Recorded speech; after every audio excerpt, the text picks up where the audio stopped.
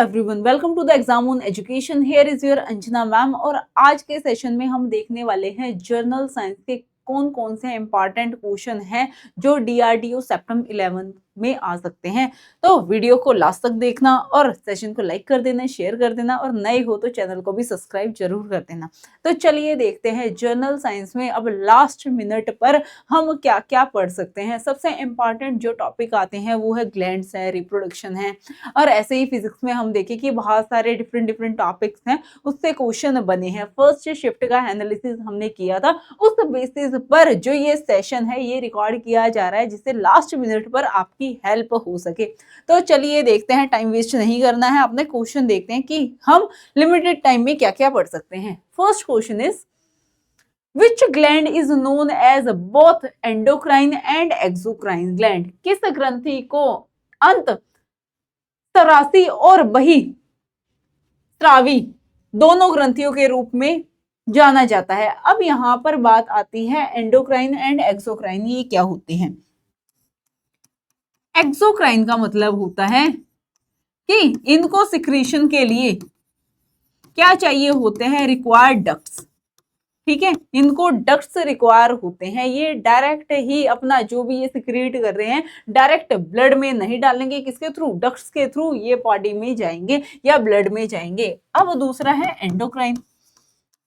Endocrine का मतलब क्या है कि इनको डक्ट्स की रिक्वायरमेंट नहीं है, ये सीधा ही डायरेक्टली कहां पर जाते हैं, इन ब्लड। ठीक है, अब ये पूछा गया है कि इनमें से कौन सा जो ग्लैंड है वो एक्सोक्राइन भी है और एंडोक्राइन भी है। ऑप्शंस दे रखे हैं, pituitary gland, b is pancreas, c is thyroid and D is adrenal.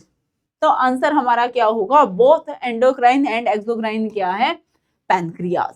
ठीक है, और पैनक्रियाज क्या करता है, पैनक्रिएटिक जूस सिक्रिएट करता है। और उसमें भी पैनक्रिएटिक जूस में हमें दो एंजाइम्स देखने को मिलेंगे, first is lipase and second is trypsin. जो लाइपेज होगा, यहां पे बात कर लेते हैं, जो लाइपेज है ये किसका ब्रेकडाउन करेगा,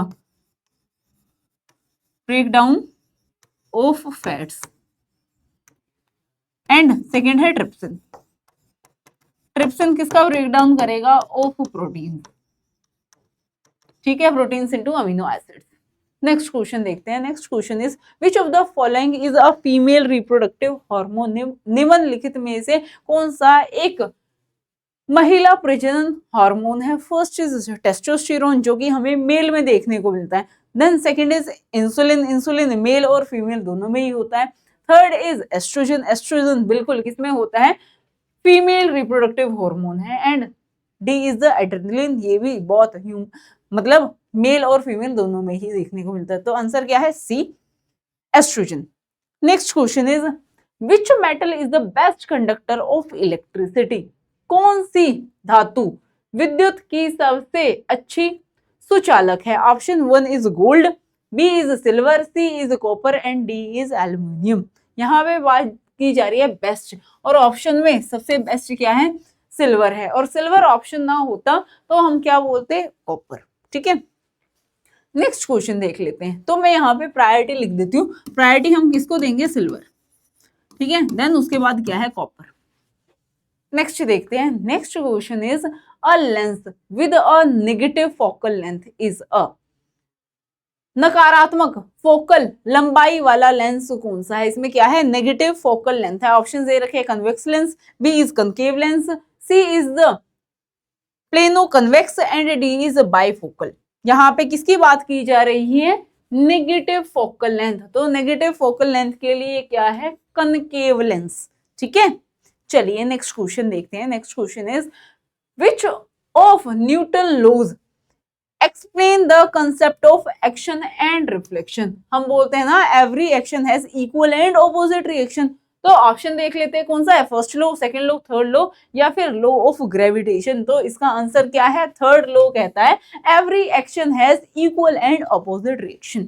ठीक है, next question is which non metal is liquid at room temperature.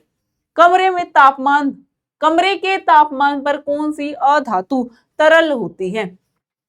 Metal पूछा जाए metal liquid at room temperature कौन सी होगी? मर्क्यूरी। एंड नॉन मेटल पूछी जाए, नॉन मेटल, वो कौन सी होगी? That is bromine. तो आंसर अब हमारा क्या होगा? नॉन मेटल कौन सी है? ब्रोमीन। ठीक है, चलिए नेक्स्ट क्वेश्चन देखते हैं। Next question is a person can not see distant object clearly but can see near by object. क्या कर रहा है? एक पर्सन है, वो दूर का ठीक से नहीं देख पा रहा है बट नियर बाय, अपने आसपास का वो ठीक से देख पा रहा है। दिस डिफेक्ट इज कॉल्ड, इस डिफेक्ट को हम क्या बोलते हैं? First is hypermetropia, B is myopia, C is the presbyopia and D is astigmatism. तो ऑप्शन क्या है? अब क्वेश्चन में क्या पूछा गया है कि जो फार की चीजें हैं वो नहीं दिखती हैं बट नियर बाय की चीजें दिख जाती है, तो हम इसको क्या बोलते हैं? This is known as myopia. और यही जो कंडीशन है ये उल्टी हो जाए, ऑपोजिट हो जाए, उसको हम क्या बोलेंगे? हेटेरोमायोपिया। ठीक है, हाइपरमेट्रोपिया। ठीक है, नेक्स्ट क्वेश्चन देखते हैं। Next question is according to the Newton's second law force is equal to हम क्या बोलते हैं? F is equal to mass into acceleration. तो क्या आएगा? F is equal to ma।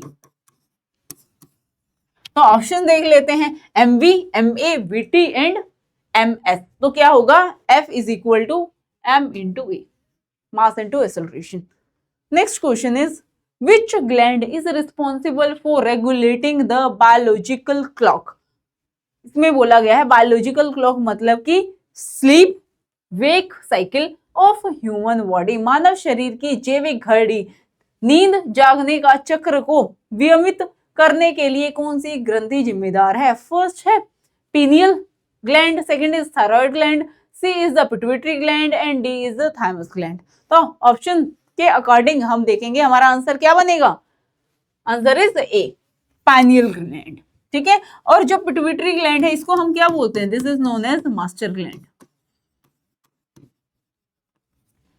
Clear है? Next question is the process of heating carbonate ores strongly in the absence of air is known as. वायु की अनुपस्थिति में carbonate अयस्कों को तीव्रता से गर्म करने की प्रक्रिया को क्या कहते हैं? First is roasting, b is calcination, c is smelting and D is reduction. अब यहाँ पे किसकी बात की जा रही है? कार्बोनेट्स को हीट अप किया जा रहा है इन द एब्सेंस ऑफ एयर, की एयर नहीं है, तो इस प्रोसेस को हम क्या बोलते हैं? कैल्सिनेशन। ठीक है, और इसमें क्या है? जो ओर है उनको हम क्या करते हैं? प्यूरिफाई करते हैं। प्यूरिफाई करके हमारे पास क्या आ जाती हैं? मिनरल्स। क्लियर है? ओके, नेक्स्ट क्वेश्चन देखते हैं। Next question is which lens is used as magnifying glass. Magnifying glass के रूप में किस लेंस का उपयोग किया जाता है? First is concave, b is convex, c is the plano concave and D is cylindrical. तो कौन सा होगा? यहाँ पे किसकी बात की जा रही है? मैग्नीफाइंग ग्लास की। मैग्नीफाइंग ग्लास के लिए क्या यूज होता है? Convex lens. ठीक है, okay. Next question is the energy possessed by an object due to its position और configuration is called। किसी वस्तु की स्थिति या विन्यास के कारण उसमें निहित ऊर्जा को क्या कहते हैं? अब यहाँ पे बात की गई है energy possessed by an object due to its position और कॉन्फ़िगरेशन। कॉन्फ़िगरेशन और पोजीशन में क्या हो रहा है? चेंज हो रहा है, तो इसको हम क्या बोलेंगे? Kinetic energy, B is potential energy, C is chemical energy and D is thermal energy. तो हमारा आंसर क्या होगा? B, that is potential energy. ठीक है, सो ये हमारे कुछ क्वेश्चन थे जो इंपॉर्टेंट हो सकते हैं। ठीक है, तो ये चीजें आपने, मैंने ये कंसेप्ट बहुत बार बहुत ही डिटेल में करवाया है। लास्ट में मैंने ये एनालिसिस किया है बिकॉज हमने जो एग्जाम एनालिसिस किया था DRDO सेप्टम का, जो ये टॉपिक थे इनसे बहुत सारे क्वेश्चन आए हुए हैं। तो होपफुली ये एट द एंड आपको हेल्प करें एंड आप हमारी प्रिपरेशन कर सकते हो। Exam on education application download कीजिए एंड उस पे आप मास्टर बैच में एनरोल कर सकते हो, बिकॉज इसमें जो एसएससी है, SSC JE, RRB, DRDO, NCL, HPCL, तो जितने भी एग्जाम है सबकी प्रिपरेशन अंडर वन रूफ हो जाएगी, टेक्निकल प्लस मैकेनिकल, और यहाँ पर आपको लाइव प्लस रिकॉर्डेड लेक्चर्स मिलने वाले हैं। सेकंड है एनसीएल के लिए भी स्पेशल बैच है, दैट इज रैंकर्स बैच, तो आप एनरोल कर सकते हो। एनरोल करने के लिए आपको डाउनलोड करना होगा एग्जाम ऑन एप्लीकेशन, और मेरे साथ आप जुड़ सकते हो टेलीग्राम पर। टेलीग्राम चैनल है current affairs by Anjana ma'am, तो जल्दी से जाइए एनरोल कर लीजिए और सेशन को लाइक कर दीजिए, शेयर कर दीजिए और कमेंट करके आप बताना कि आपका एग्जाम कैसे रहा। ठीक है, all the very best for your exam. ठीक है, मिलते हैं नेक्स्ट सेशन में, तब तक के लिए बाय।